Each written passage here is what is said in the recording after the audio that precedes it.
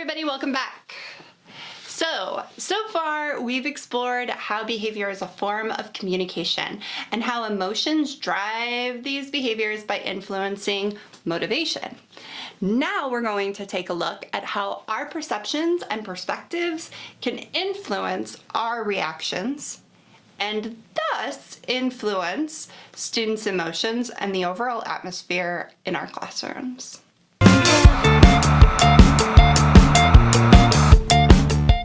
The power of perception and perspective. Oh. Our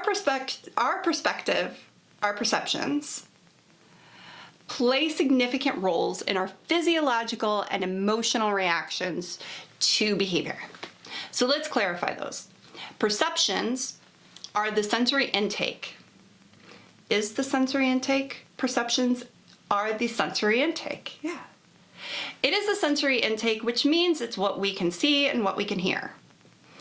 It is first to influence our fight or flight, right? Because our sensory intake goes straight to our corpus callosum and into the amygdala, and we're scanning the environment, taking in sensory information, and oh my gosh, we see a snake.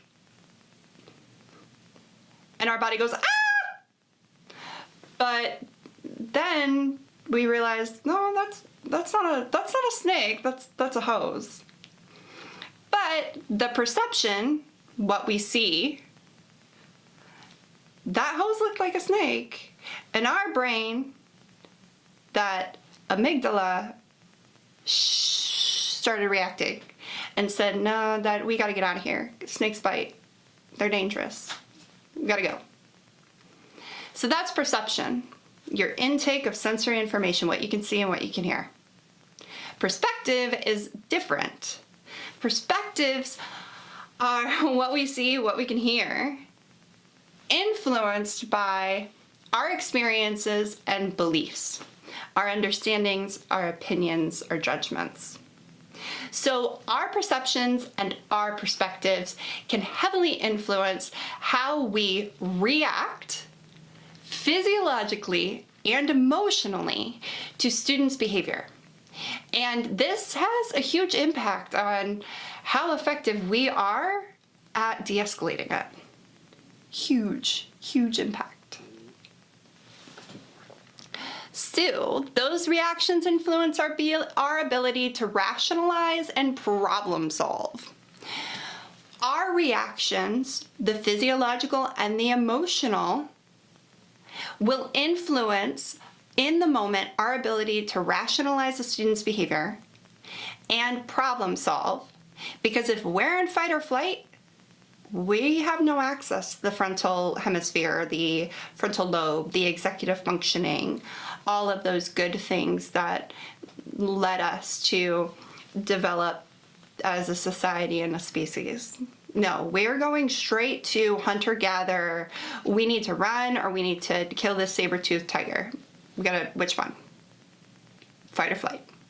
So if we're in fight or flight, we cannot problem solve and we cannot rationalize. And whether we're in fight or we're put in fight or flight or not is heavily influenced by our perceptions and perspectives. Yes. So that's why our perceptions and our perspectives are so important in the classroom, because they literally put us in fight or flight, or it keeps us calm and pulling from that executive functioning and problem solving and rationalizing and doing our thing as a teacher and not feeding the fire. Instead, we're putting the fire out because we can rationalize. So, subliminal influencers to our perceptions and our perspectives. Those are opinions and judgments. The brain can be triggered by deviations from and challenges to what we understand as normal, expected, or right. You know all those people freaking out because trans people exist? This is it. We have an idea of what is right, what is good, it's predictable, it's expected, and it keeps us calm when our environment is predictable and we can, expect what's coming and everything's, normal and right and good. We're just riding along with our calm brain. But as soon as the brain picks up on that something's different, something's not right, something is deviating from what's normal, it sets off its little alarm. And we go into fight or flight. And depending on how fast your executive functioning can kick in to reason with your little alarm system, your fight or flight, depending on how fast your executive functioning can kick in, you might be left in fight or flight, and you might be standing at a pride rally with God hates trans people. When your executive functioning can't overcome your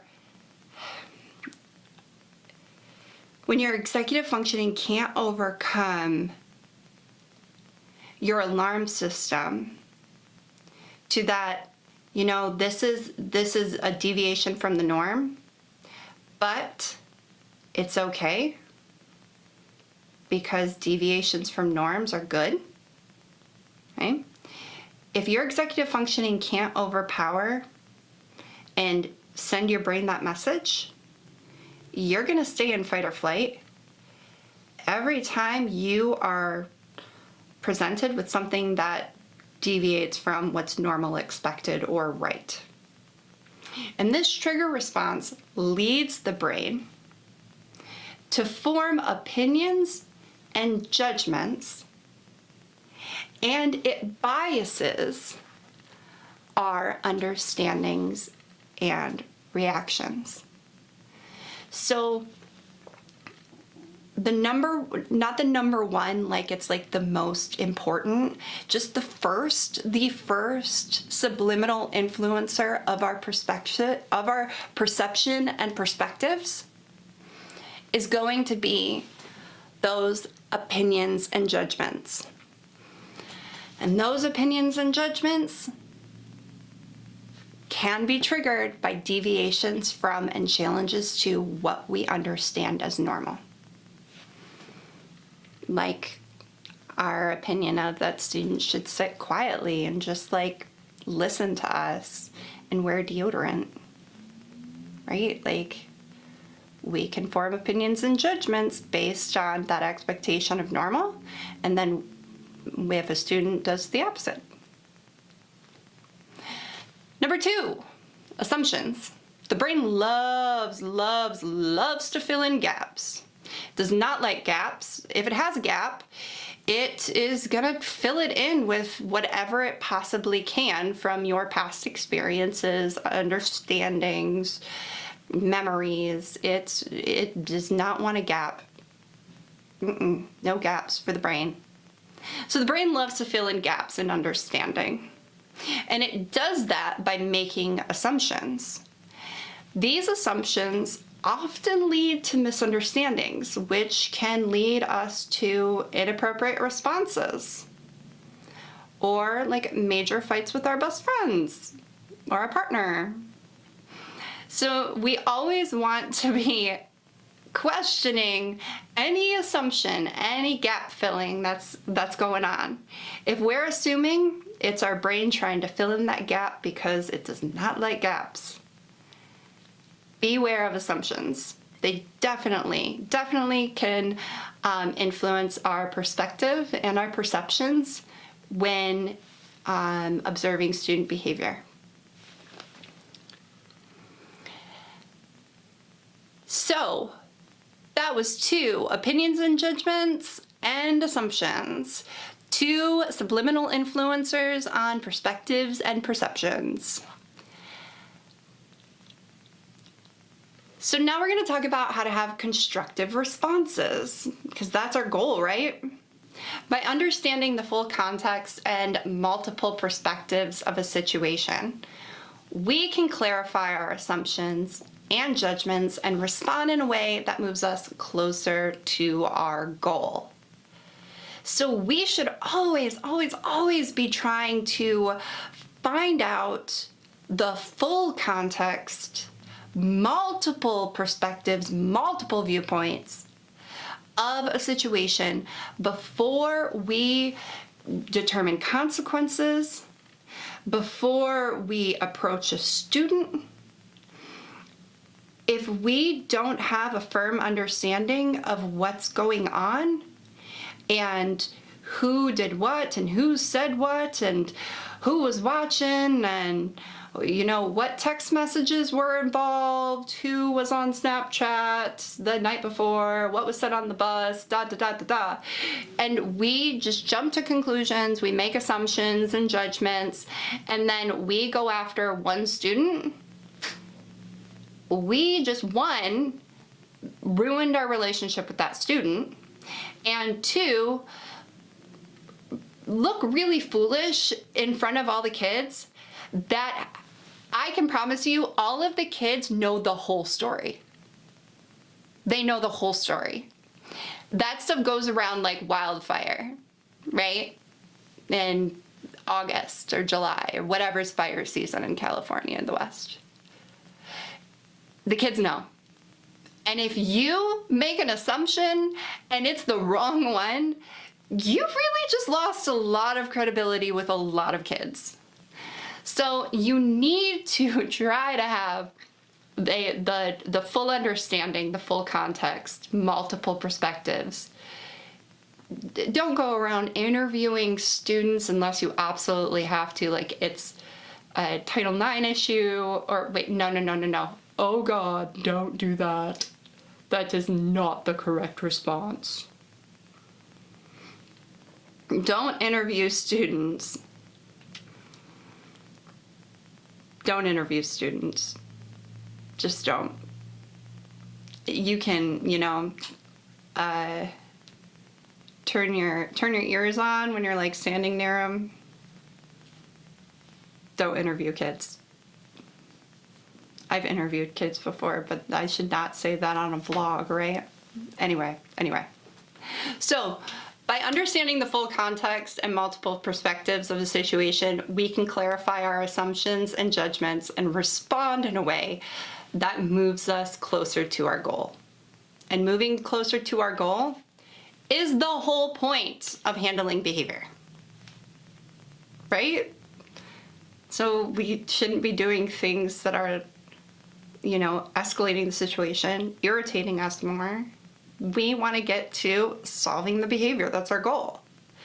So try to understand the full situation, what's going on. Awareness. This is really key, and it's so simple. It's so simple. And I tell my coaching clients, trainees all the time, it really just starts with being aware. And that's something that I learned in mindfulness and Buddhism when I first started studying it. Our brains are so tuned in to noticing, and once we've noticed, it breaks habitual pattern behavior just from noticing. And this happens in subliminal advertisements. It happens with negative thought loops. There are so many incidences out there that just being aware and noticing actually influences how we react. So when we are aware that our brain is designed to make judgments and form assumptions, we can notice when it's happening and pause. Pause. Yes. That means take a step back. Stop. Say, not right now. I need a second. That's what we need to do. When we notice that it's happening, pause. I love using the acronym WAIT. WAIT stands for, what am I thinking? I've also heard it, I also heard, why am I talking? And I thought that was really funny because it was presented by, it was said by a presenter, like during a really boring PD. Why am I talking? Wait, what am I thinking? So for the context of what we're talking about, right? Perspective, perceptions, opinions, judgments, making situations worse by not understanding our perspectives, perceptions, opinions, and judgments. We want to think, what am I thinking right now? Am I, making assumptions? Am I filling in the gaps? Brain, are you filling in some gaps? We always want to prioritize growing our understanding and assisting others in growing theirs. Woohoo, yes. So this means that if a teacher comes into your space who you might not get along with and they ask you for information, even if it's about your favorite student, okay, who they just constantly yell at, you have to assist. You have to assist them in broadening or growing their understanding. That way, they can develop the helpful habits of seeking information to better understand what's going on, to better influence their perspective, their perceptions, their opinions and judgments. Because remember, it all comes down to just noticing and just being aware. And that can be very, very transformational for your classroom and your school. So we always want to prioritize growing our understanding and assisting others in growing theirs. Any chance we get, we should challenge our assumptions and judgments whenever possible to grow our understanding muscle. Yeah, understanding, challenging perspectives, noticing, challenging opinions and judgments. All of those you can consider to be a muscle.